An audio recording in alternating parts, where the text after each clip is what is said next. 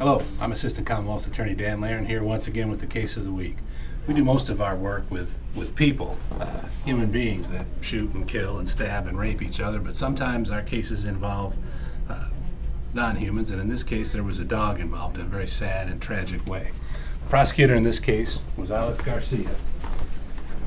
Alex, how you doing today? I'm doing great. How you doing, Dan? Oh, I'm just living the dream here. Alex, can you tell us a little bit about how you came to the Commonwealth Attorney's Office, your background and so forth? Well, I went to UK undergrad. I'm originally from Los Angeles. Decided to go to UK undergrad. Went to UK, fell in love with Lexington, and then stayed around for law school. Went to UK Law.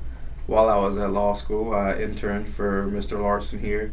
Best internship I ever had. And he hired me as soon as I graduated, and I took the bar, and thankfully I passed first try. All right. And started working. Been here ever since. Yes, sir. Now, did you have a case that involved Kim Anita Hale? I did have Mr. Hale in a case. He was originally charged with torture of an animal. The case revolved around a situation in which the defendant, Mr. Hale, was living with his mother at the time.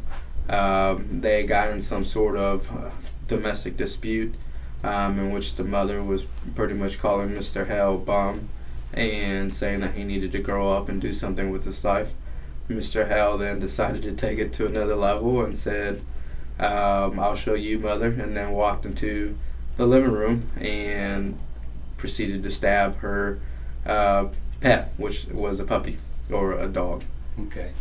And were the police notified, and how did they respond to this case?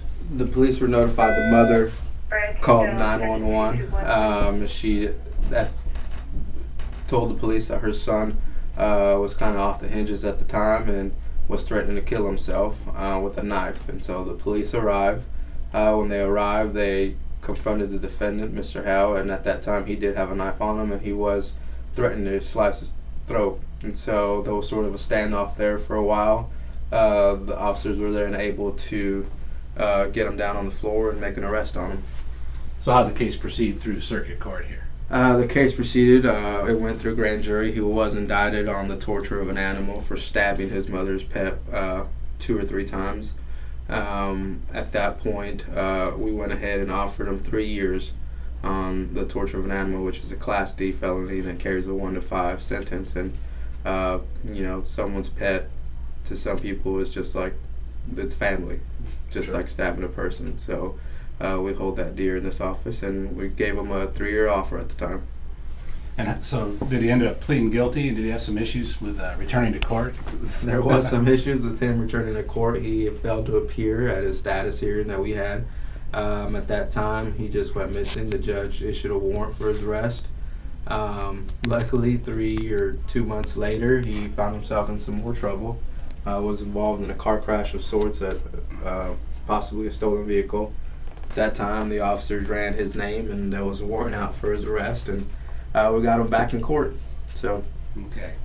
Well, I took the liberty of examining Mr. Hale's criminal record. He's only 22 years old, so he hasn't had that much opportunity, but he's got some misdemeanors, some narcotics and theft cases, some public intoxication and so forth. He was sent to prison by our court system, and he's currently serving his time at a county jail. He will be eligible for parole in August of 2015. And so that's the end to a sad and bizarre case here in the Commonwealth Attorney's Office. I'm Assistant Commonwealth Attorney Dan Laren with Assistant Commonwealth Attorney Alex Garcia. Thank you very much. See you next time.